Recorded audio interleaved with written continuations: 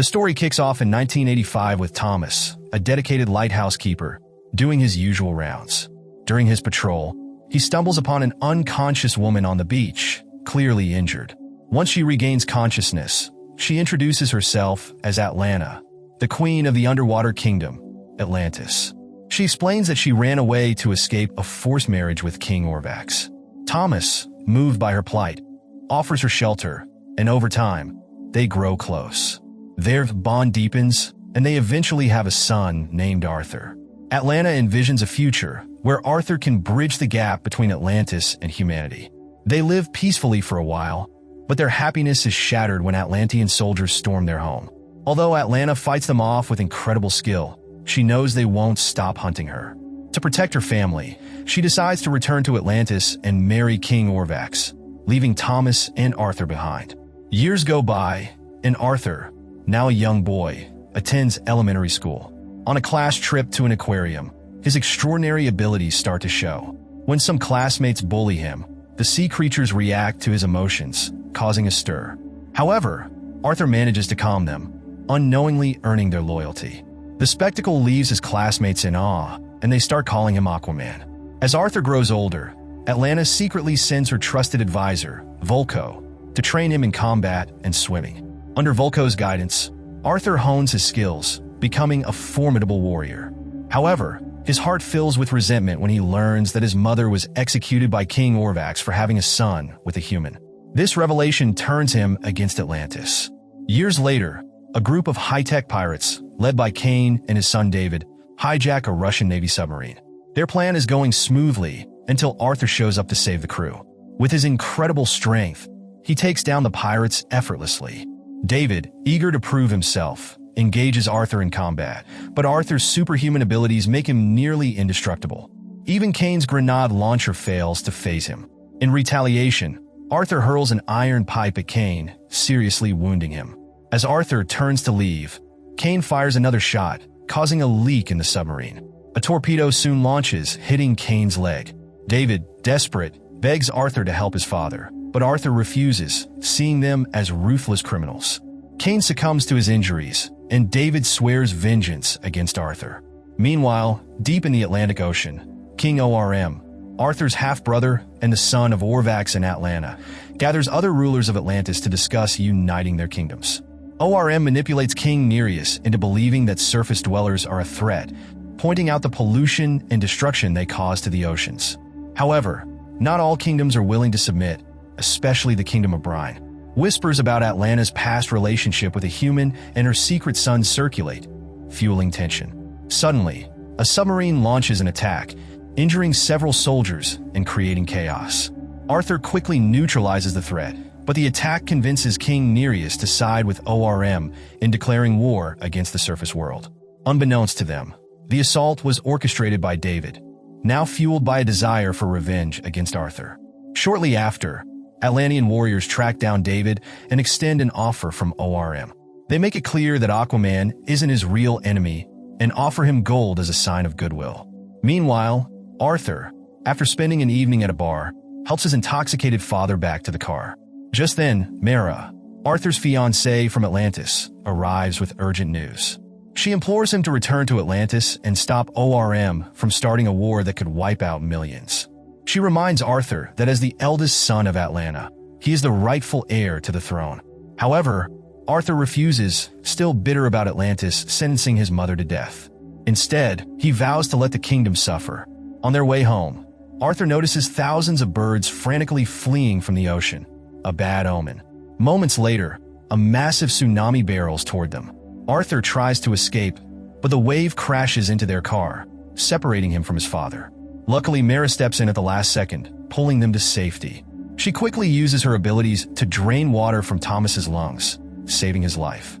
Arthur, deeply grateful, thanks Mara, but she warns him that this disaster is only the beginning. The tsunami has not only claimed countless lives, but also pushed all the ocean's garbage back onto land. Realizing the severity of the situation, Arthur finally agrees to travel to Atlantis with Mara. Upon arriving, they face strict security measures. However, Mara's royal status as King Nereus' daughter grants them safe passage. Arthur is in awe of the breathtaking underwater city, seeing it for the first time. Mara leads him to a secluded spot where they meet Vulko. Vulko urges Arthur to claim his rightful place as king before ORM gains more power. He explains that ORM has already persuaded 2 kingdoms to join his cause. The only way Arthur can rightfully challenge him is by retrieving the legendary trident of Atlan, a powerful weapon that grants its wielder absolute command over Atlantis. Vulko shares the history of the 7 kingdoms, explaining how Atlantis was once a technologically advanced civilization. However, their pursuit of power led them to experiment with nuclear energy, which backfired catastrophically, causing the city to sink into the ocean. Over time, the survivors adapted to their new environment, gaining the ability to breathe underwater. King Atlan, who went into exile, took the trident with him, and its whereabouts have remained a mystery ever since. Recently, an ancient artifact was unearthed in the desert, believed to contain clues about King Atlan's final resting place. Just as Vulko and Arthur delve into this mystery, soldiers storm their location, having detected Arthur's presence. Mara and Vulko manage to escape, preserving their resistance against ORM. Arthur, however, struggles to fight back, as he is at a disadvantage underwater. He is eventually captured and brought before ORM. ORM ridicules Arthur, mocking his mixed heritage and calling him unworthy of the throne. He lays out his reasons for waging war against humanity, blaming them for polluting the oceans. Arthur refuses to let the war happen and challenges ORM to a duel, with the condition that the loser must stand down. Amused by Arthur's confidence, ORM accepts, setting the stage for a high-stakes fight in the royal arena. As Arthur steps into the battlefield, the crowd jeers at him, calling him a bastard and a traitor. The fight begins, and Arthur nearly gains the upper hand by knocking ORM into a fiery pit. However, ORM manages to survive and retaliates with full force. After an intense battle, ORM shatters Arthur's weapon and emerges victorious.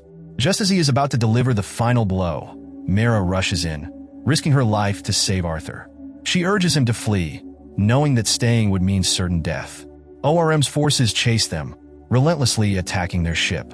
As they attempt to escape, their vessel sustains heavy damage. In a desperate move, they steer it into a lava-filled trench to throw off their pursuers. Running out of options, they take a bold risk, hiding inside a pod of whales.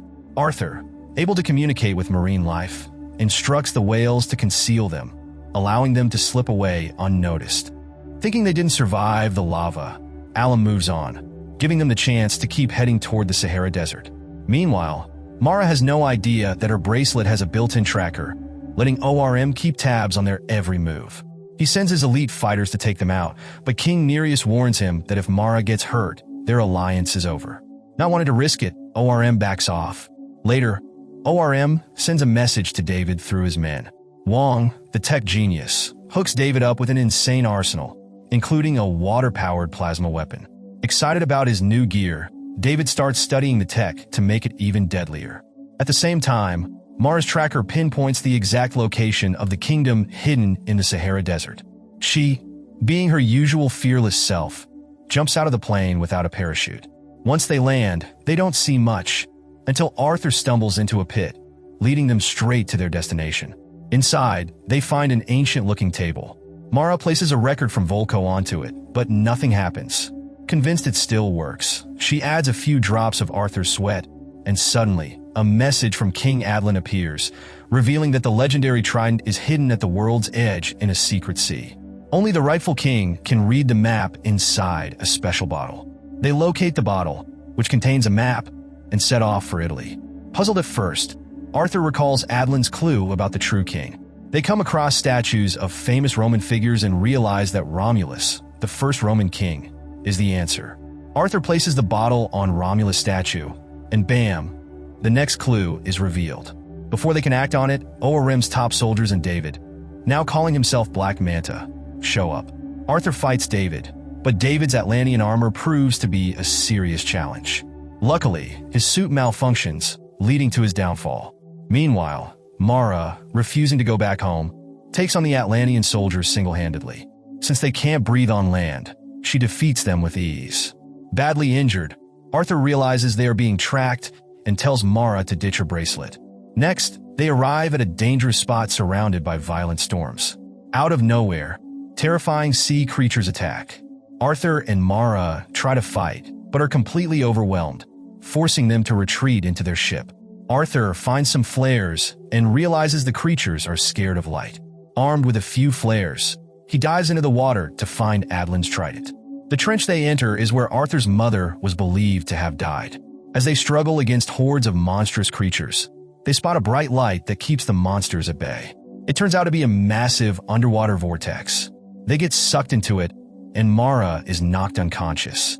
Just as more creatures close in, an unknown figure swoops in to save her.